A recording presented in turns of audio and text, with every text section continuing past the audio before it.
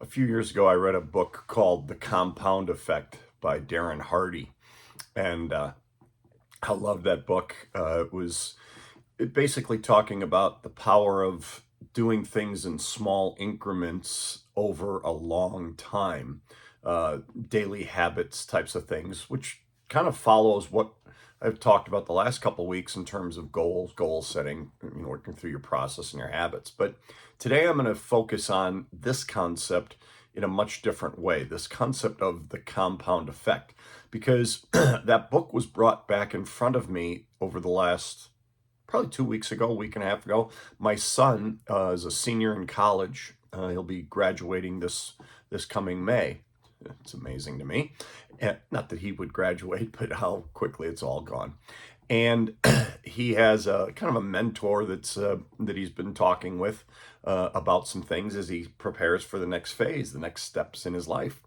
And that person recommended him read The Compound Effect. And so, we got the book out, and he's been reading it here over this his break. He's still home on his long Christmas break. And and then, ironically, I am reading a book that was recommended to me called The Psychology of Money. Very interesting, fascinating book. And within it, of course, they also are talking about the concept of compounding when it comes to investment. Fascinating fact. Did you know that Warren Buffett, one of the richest people in the world, at the time of the writing, was worth $84.5 billion. 81.5 billion of that he made after he was 60. It's like, what? But they were mentioning that based on this concept of compounding, where he started as a young man, very young, I mean, teenager, 12 maybe, putting money away, just, saving money and then investing in certain things, but just small amounts, and then just kept doing that over the course of his life. And they said, had he waited till his 20s, his 30s, the billions that he had would have been millions. He'd have been a multimillionaire because of, what he did.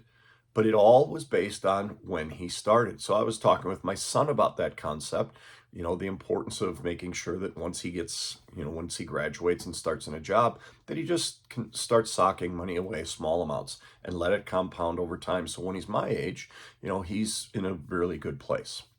Well, this is not a video about investing advice, okay? This is for us as coaches, as teachers, as leaders, because this concept was slammed home to me during my last basketball season last year in November and December with my middle school boys.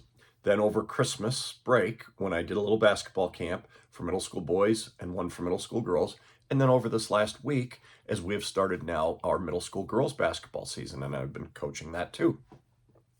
And I realized the number of players that we have in both programs and that came to the little camp I did who have either never played before or have only played a little bit a few years ago, maybe last year for the first time, how it has impacted their skills right now compared to kids who started playing in first, second, third, fourth grade, and the difference in their skill levels.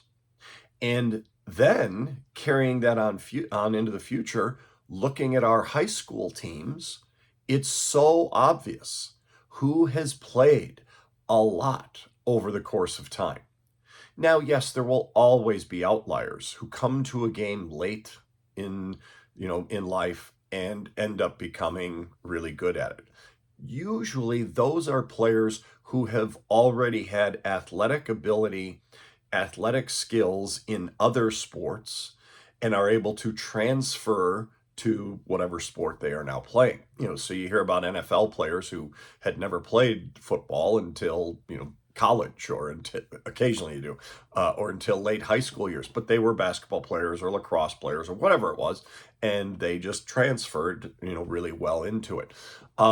Doesn't happen a lot. Some basketball players had great soccer experiences growing up. Steve Nash, Hakeem Olajuwon, and came to basketball maybe a little bit later, maybe not. But for the most part, with so many of the skill activities, which is most sports, it really demands, if you're going to become great, or you're going to at least be able to compete at a high level by your, during your high school aged years, which are usually the final years for most kids who play sports. If you want to have success there, you have to start earlier than seventh and eighth grade. And I think it's important that we start them early and give them small doses every day or every week of the things to build upon for their skills. So if we start them off at an earlier age, second, third, fourth grade, somewhere in there, and start them building, this will allow them by the time they're fifth, sixth, seventh grade to be much more comfortable with their skills and able to do things in terms of their own skills, but also then competing against other people. As I say, middle school is probably too late to start if they want to become really good. I'm not saying we don't let them start. One of our philosophies in our program is we let them all play. They'll come on out. We want you to come out and play. Right? It's one of the reasons why the players who I coached this past season and who I'm coaching now, many of them are, just learning, because we want them out. Because for some, this will be it. This will be their only experience or their final experience playing sports, and we love that. That's great. So I'm not saying we don't want them to come out, but I am saying if they want to end up becoming really good down the road, they're going to either A, have to have been started earlier, or B, put in a lot more time than they either are now or think they need to. But here's the other thing. We don't want to overload them early in their time, second, third, fourth grade, with so much skill, so much. It's all about, winning. It's all about team. Here's the first thing we need to do is find their passion and help them find their passion for this sport. Let's get them just falling in love with playing. Let's help them have such a great time, a fun time, that they go, I want to do this again. When my son was in second and third grade and we started having him play, that was my number one goal with all of him and all of his friends, that they wanted to come out and play next year. That was it. Yes, I wanted him to learn some skills, and yes, I wanted him to start to understand what it means to be an athlete and to be a good teammate and to be a good person and work through those types of elements. But the key to me was that they had fun, that they were enjoying this so much that they're like, oh, I can't wait to get there tomorrow or next week. However, and that's the other thing. We didn't do it every day. We'd have a practice or one day a week, maybe 2 days a week, and then a game on a weekend, and that was it. And then as they got a little older, they wanted more, because you gave them tastes, you gave them doses, but we didn't overload them with all kinds of theory and strategy and skill. We gave them skill work and we taught them what that is. But early on, it was all about fun, finding their passion, helping them find their passion. Yes, we teach fundamental skills at those ages, absolutely. And you have to, because that's then what they build on. But ultimately, one of the things that we in proactive coaching, we say all the time is fun is being good. Well, the way you get good is to put in the time, get those skills developed so that now by the time you are in the middle school, this is pretty good. We had a seventh grade group of boys this year that a lot of them have played for many years. And it's really obvious. They still have a lot of work to do on their skills. They think they know they're good. And so they tend to overlook the skill development. Like, I got that. I don't need to work on it anymore. No, you need to keep doing that. But because they started early and working on those things, there is an advancement in their skills that's really obvious. Whereas those who have not put in the time early on, it's obvious too. And so it's the compound effect for us as coaches, for teachers, for parents, for any of us leading kids in some way. Start them early. Teachers do the same thing. Think about it. I was an English teacher at the high school level for 20 years, okay, and the middle school level.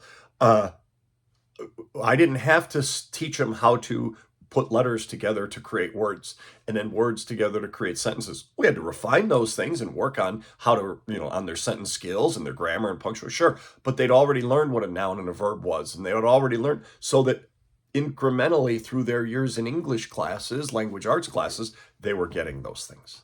It's the same with us in sports. Start them early, create the passion, create the love, but then also teach them those fundamental skills. Give it to them in small doses, small increments, create that love of it where they want more and they keep coming back. And that's where we start to see them grow. And so it's one of the things I'm going to be working on in my community. We need to start them earlier here. Yes, we have a rec league that does a nice job for this, but we need to do even more in terms of pulling those kids in and getting them to fall in love with this by training the coaches who are just parents who are there for their kids, trying to create the best they can for their kids. Let's help them better understand how to create that passion, create that fun, and then teach them skills to get better at it, because that's where the real fun begins. So consider this concept of the compound effect in your own coaching and in your own communities. We'll talk to you again next time.